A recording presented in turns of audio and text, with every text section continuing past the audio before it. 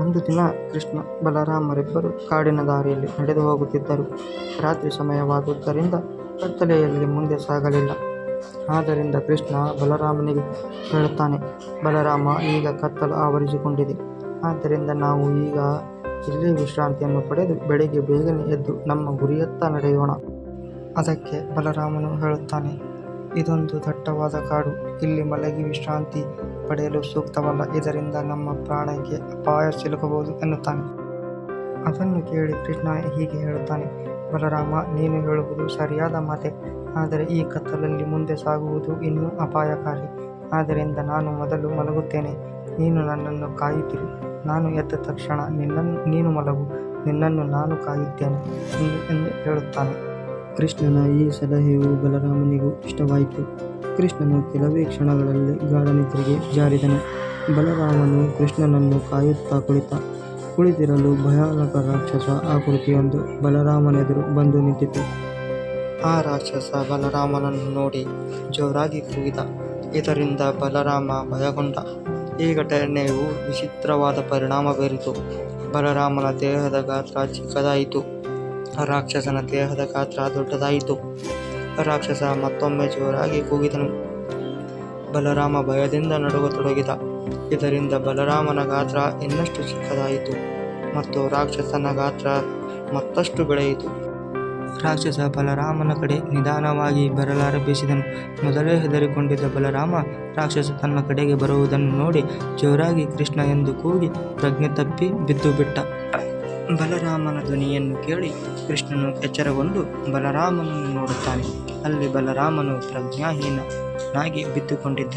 ಅವನನ್ನು ನೋಡಿ ಕೃಷ್ಣ ಯೋಚಿಸುತ್ತಾನೆ, ಓ ಬಲರಾಮ, ನನ್ನನ್ನು ಕಾದು ಆಯಾಸಗೊಂಡು ಮಲಗುವಾಗ ನನ್ನನ್ನು ಕೂಗಿರಬೇಕು ಎಂದು ಯೋಚಿಸಿ ಬಲರಾಮನನ್ನು ಕಾಯುತ್ತಾ ಕುಳಿತುಕೊಳ್ಳುತ್ತಾನೆ.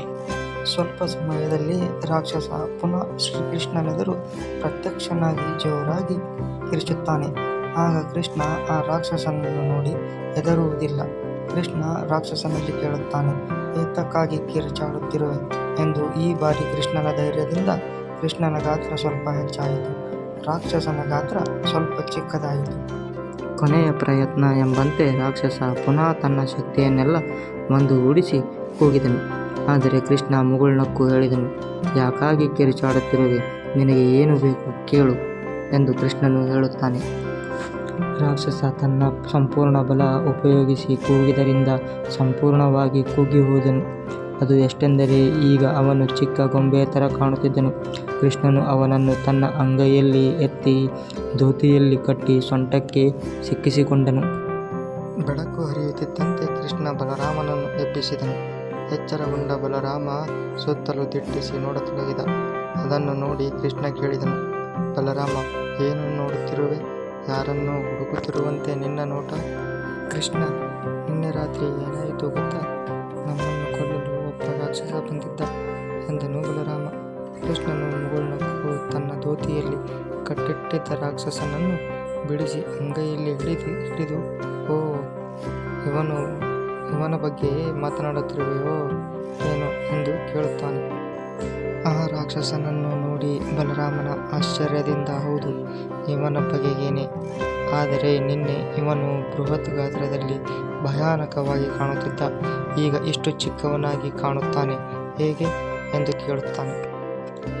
ಆಗ ಶ್ರೀಕೃಷ್ಣ ಹೀಗೆ ಹೇಳುತ್ತಾನೆ, ಬಲರಾಮ, ನಾವು ಎದುರಿಸಬೇಕಾದದ್ದನ್ನು ತಪ್ಪಿಸಲು ನೋಡಿದಾಗ ಅದು ನಮಗಿಂತ ದೊಡ್ಡದಾಗಿ ಕಾಣುತ್ತದೆ ಮತ್ತು ಅದು ನಮ್ಮನ್ನು ನಿಯಂತ್ರಿಸಲು ಪ್ರಯತ್ನಿಸುತ್ತದೆ. ಆದರೆ ನಾವು ಅದನ್ನು ಎದುರಿಸಿ ನಿಂತಾಗ ಅದು ನಮ್ಮ ನಿಯಂತ್ರಣಕ್ಕೆ ಒಳಪಡುತ್ತದೆ. ಆದ್ದರಿಂದ ನಾವು ಹಿಗ್ಗುತ್ತೇವೆ, ಅದು ಕುಗ್ಗುತ್ತದೆ. ಸ್ನೇಹಿತರೆ, ಈ ಕಥೆಯಲ್ಲಿ ಬರುವ ರಾಕ್ಷಸ ನಿಜವಾಗಿಯೂ ನಮ್ಮ ಜೀವನದಲ್ಲಿ ಬರುವ ಸವಾಲುಗಳು. ನಾವು ಆ ಸವಾಲನ್ನು ತಪ್ಪಿಸಲು ಪ್ರಯತ್ನಿಸಿದರೆ ನಮಗೆ ಆ ಸವಾಲು ದೊಡ್ಡದಾಗಿ ಕಾಣುತ್ತದೆ ಮತ್ತು ಅದು ಬೃಹತ್ ಗಾತ್ರವನ್ನು ಪಡೆಯುತ್ತದೆ. ಆದರೆ ಅದೇ ಸಮಯಕ್ಕೆ ನಾವು ಆ ಸವಾಲನ್ನು ಧೈರ್ಯದಿಂದ ಎದುರಿಸಿದಾಗ ಅದು ನಮ್ಮ ನಿಯಂತ್ರಣಕ್ಕೆ ಒಳಪಡುತ್ತದೆ ಮತ್ತು ಅದರಿಂದ ಪಾರಾಗಿ ಮುನ್ನಡೆಯುವ ದಾರಿ ತನಗೆ ತಾನೇ ದೊರೆಯುತ್ತದೆ.